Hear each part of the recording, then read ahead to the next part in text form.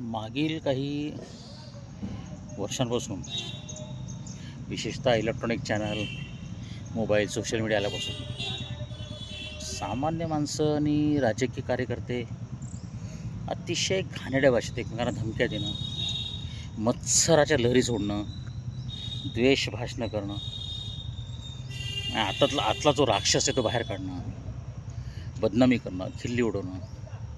हे बघा, आरोप प्रत्यारोप करणं, खिल्ली उडवणं, एखादा जोक करणं इथपर्यंत ठीक आहे. परंतु सामान्य लोकांना, हे बघा, राजकीय लोकांबद्दल राग असतो, ते सॉफ्ट आणि हार्ड टार्गेट असतात. महाराष्ट्रामधल्या प्रत्येक राजकीय व्यवस्थेला, शासनाला भयानक शिवीगाळ करण्याची अधिकार फक्त मला आहे.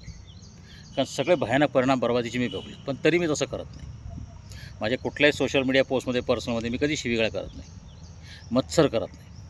ह्याचं कारण मी तुम्हाला सांगतो की राजकीय नेते पण आतून जळत असतात, त्यांची शक्ती जळत असते. कारण त्यांना त्यांची जी महत्त्वाकांक्षा असते ना, त्यासाठी त्यांना खूप शक्ती लागते आणि ते स्वतःला एका अर्थाने वेदना देत असतात. तुम्हाला असं वाटतं की राजकीय नेत्यांकडे सत्ता आहे, बंगला, गाड्या, प्रतिष्ठा, पण आतून त्यांची जी किंमत ते चुकवतात ती फार भयानक असते. त्यांचा जो मानसिक शक्तीचा क्षय होतो ती फार मोठी असते. म्हणून अशा लोकांसाठी प्रार्थना करा असं स्वामीजी म्हणायचे. त्यांचे निर्णय चुकले, प्रोफेशनल तुम्ही त्यांच्या प्रोफेशनल टीका करा की मंत्र्यांचा हा निर्णय पटला नाही, बरोबर. आता रामदास कदमांच्या बाबतीत त्यांच्या बायकोला जाळणं वगैरे, ती बायको काल आली वगैरे पुढे, मला हे पटलं नाही. म्हणजे अनिल परब वगैरे सगळ्या लोकांनी, ठीक आहे ना, तुम्हाला असं वाटतं का की रामदास कदमांनी त्यांच्या बायकोला जाळलेलं आहे, तुम्ही केस करा. हा जो प्रॉब्लेम झालेला आहे आता आपल्या सिस्टममध्ये, ह्याच्यात आता लोकांनी सुधारणा केली पाहिजे.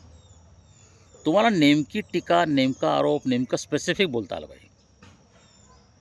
तुम्ही एकदा घाणेरड्या आणि विकृत लेवलला गेलात ना, तर तुम्ही लक्षात घ्या, तो जो नेता आहे तो आतून दुःख भोगून जळणार आहे, पण तुम्ही पण वाचणार नाही, तुमची पण राख होईल.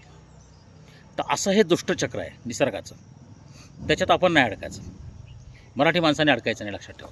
नेत्यांचं काय व्हायचं ते होईल, आपण नाही अडकायचं. कारण ह्याचा धोका आपल्या पुढच्या पिढ्यांना आहे. कधीही एकमेकांचा द्वेष, मत्सर आणि सूड घेणाऱ्या सूडचक्रामध्ये अडकलेल्या समाजाचं कधीही भले झालेलं नाही. बघा, पटतं का तुम्हाला?